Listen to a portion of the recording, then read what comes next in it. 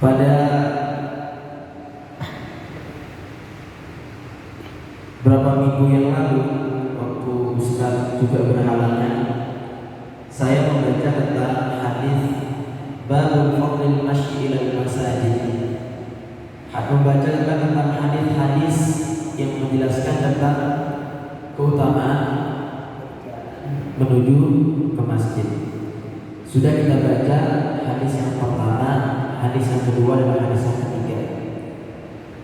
Keutamaan yang pertama yang disebutkan oleh baginda Rasulullah SAW, dan hadis yang dikutip oleh Imam An-Nawawi sudah saya bacakan pada masa berikutnya, bahwasanya barang siapa pergi ke masjid pada waktu pagi atau sore, maka Allah pasti sudah menyiapkan tempat untuknya di surga. Itu yang pertama.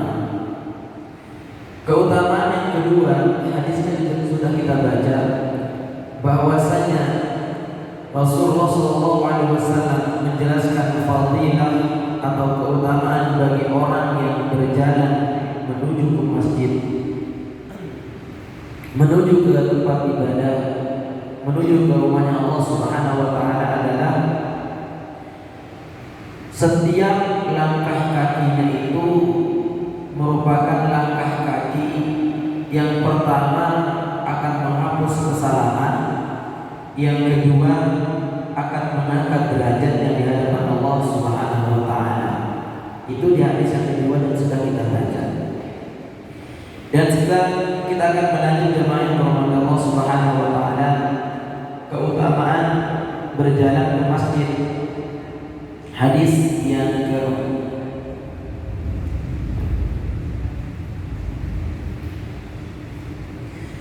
وعن جابر رضي الله عنه قال خالت البقاع حول المسجد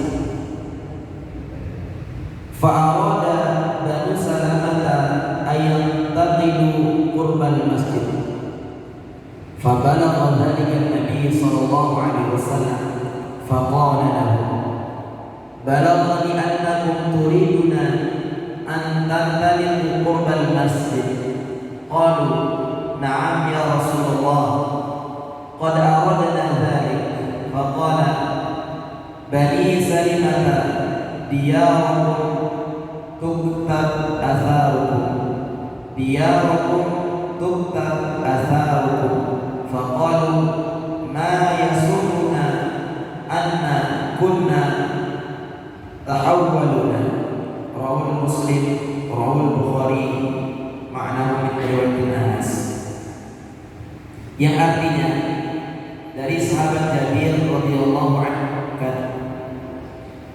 ada beberapa tanah kosong di sekitar masjid, maka Bani Salamah ingin pindah ke dekat masjid. Sampailah berita itu kepada Nabi SAW. Maka beliau berkata kepada mereka, kepada Bani Salamah, aku mendengar bahwa kalian hendak pindah ke dekat masjid. Mereka menjawab, na'am ya Rasulullah, ya wahai Rasulullah, kami hendak melakukan itu. Lalu Rasulullah SAW berkata, wahai Bani Salamah, tetaplah di rumah kalian, pasti bekas langkah kalian dicatat.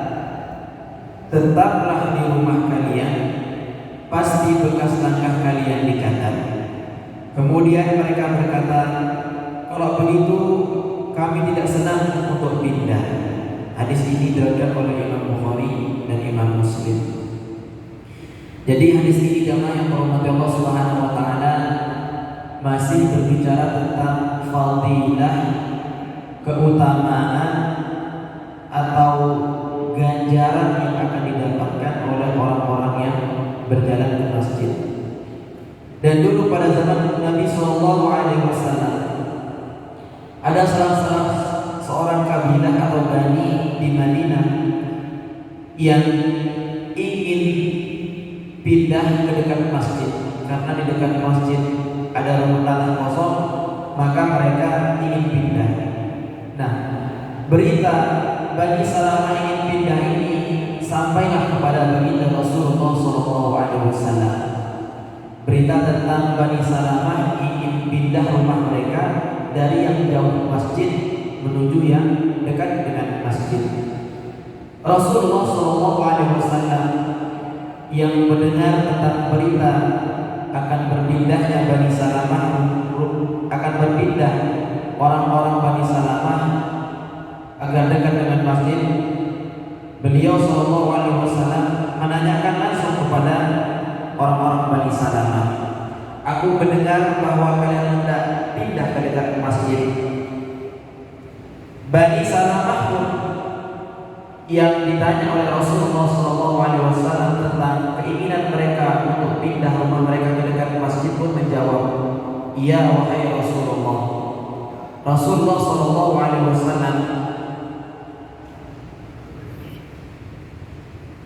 yang waktu itu sebagai Nabi, sebagai Rasul dan juga sebagai pemimpin di kota Madinah memberikan saran kepada Bani Salamah, Bani Salamah dia waktu tumtar atharu. Rasulullah SAW bersabda kepada Bani Salamah, tetaplah di rumah kalian, pasti bekas langkah kalian dicatat. Artinya Rasulullah SAW memberikan penjelasan bahwa walaupun rumah kalian jauh dari masjid, akan tetapi tetaplah di rumah tersebut, jangan pindah ke dekat masjid. Sebab apa? Karena setiap langkah kalian itu akan dicatat, kata Rasulullah SAW. Jadi seperti keutamaan yang kedua yang kita baca jemaah yang dirahmati Allah Subhanahu wa taala, langkah orang menuju ke masjid, perjalanan orang menuju ke rumah Allah Subhanahu wa taala untuk beribadah, itu merupakan langkah yang penuh dengan ampunan Allah Subhanahu wa taala, yang penuh dengan catatan untuk mengangkat derajat di hadapan Allah Subhanahu wa taala. Maka Bani Salamah waktu itu yang diberikan penjelasan oleh Rasulullah SAW tidak jadi ingin pindah rumah mereka ke dekat masjid, sehingga mereka tetap rumahnya di rumahnya yang lama yang agak jauh dengan masjid.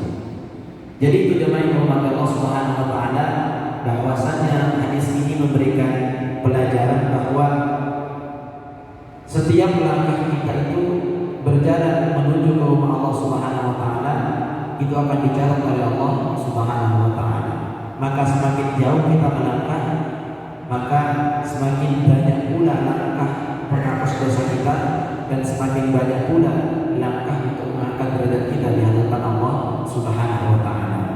Itu hadis yang keempat. Kita lanjut ke hadis yang kelima, jemaah yang dirahmati Allah Subhanahu wa taala. Wa an Abi Musa radhiyallahu anhu qala Rasulullah sallallahu alaihi wasallam, inna a'dhaman nasi ajran fi sholati ab'aduhum ilaiha mansha fa ab'aduhum walladhi yantadhiru sholata hatta yusalliyaha ma'al imam a'dhamu ajran min alladhi yusalliha thumma yanamu, muttafaqun alaih. Yang artinya, dari sahabat Abu Musa radhiyallahu anhu berkata, Rasulullah sallallahu alaihi wasallam bersabda, sesungguhnya orang yang paling besar pahalanya di dalam sholat adalah yang paling jauh berjalan menujunya. Maka ia adalah orang yang paling jauh, dan orang yang menunggu sholat sampai ia melaksanakannya bersama imam lebih besar pahalanya daripada orang yang sholat kemudian tidur. Muttafaqun alaih. Hadis riwayat Imam Bukhari, nomor hadis 651 dan nomor hadis 669. Jamaah yang dirahmati Allah Subhanahu wa taala, dalam hadis ini disebutkan keutamaannya, yaitu inna a'dhaman nasi, sesungguhnya orang yang paling besar pahala, inna a'dhaman nasi ajran, sesungguhnya orang yang paling besar Rasulullah SAW di salati, di dalam salat adalah ab'aduhum ilaiha mamsyan, orang yang paling jauh berjalan menujunya. Artinya orang yang paling jauh rumahnya dengan masjid dan dia berangkat bergegas berjalan ke masjid. Maka hadis ini masih sama konteksnya dengan hadis yang sebelumnya yang menjelaskan bahwa langkah kaki orang yang berjalan ke masjid itu merupakan langkah menghapus dosa dan langkah satunya akan mengangkat derajatnya di hadapan Allah Subhanahu wa taala. Maka dalam hadis ini juga dijelaskan bahwasanya baginda Rasulullah SAW menjelaskan orang yang paling besar pahalanya di dalam sholat adalah orang yang paling jauh berjalan menujunya. Artinya rumahnya, jarak rumahnya dengan masjid itu paling jauh. Hadis yang selanjutnya jemaah yang dirahmati Allah Subhanahu wa taala. Wa an Quraidah radhiyallahu anhu 'an Nabi sallallahu alaihi wasallam qala Basyirul masyaina fi dhulli ila al-masajidi bin nuri at-tami yaumal qiyamah. Rawal Abu Dawud. Yang arti dari Quraidah radhiyallahu anhu diridai oleh Allah Subhanahu wa taala. Nabi sallallahu alaihi wasallam bersabda, berikanlah kabar gembira kepada orang-orang yang berjalan di dalam kegelapan menuju masjid-masjid bahwa ia akan mendapatkan cahaya sempurna pada hari kiamat. Rasulullah SAW dalam hadis ini menyebutkan atau memberikan kabar gembira kepada orang-orang yang berjalan di dalam kegelapan menuju masjid-masjid. Artinya secara konteks kegelapan ini bisa jadi dia berjalan di waktu subuh jauh di rumahnya, berjalan menuju ke masjid di perjalanan secara gelap. Artinya pada zaman dahulu lampu penerang tidak seperti zaman sekarang. Apalagi yang jauh rumahnya dengan masjid, dia akan melewati gelap gulita, tidak ada penerang pada zaman dahulu. Dan itu kata Rasulullah SAW, berikan kabar gembira kepada orang-orang yang berjalan dalam kegelapan yang menuju ke masjid Allah Subhanahu wa taala, bahwasanya nanti dia akan mendapatkan cahaya yang sempurna pada hari kiamat. Ini merupakan salah satu keutamaan yang disebutkan oleh baginda Rasulullah SAW kepada orang-orang yang jam 3 sudah bangun berangkat ke masjid menuju rumah Allah Subhanahu wa taala, walaupun kondisi masih belum terang, walaupun kondisi masih gelap, akan tetapi dia berjalan bergegas menuju rumah Allah Subhanahu wa taala, dan kelak pada hari kiamat kata Rasulullah SAW dia akan mendapatkan cahaya sempurna pada hari kiamat.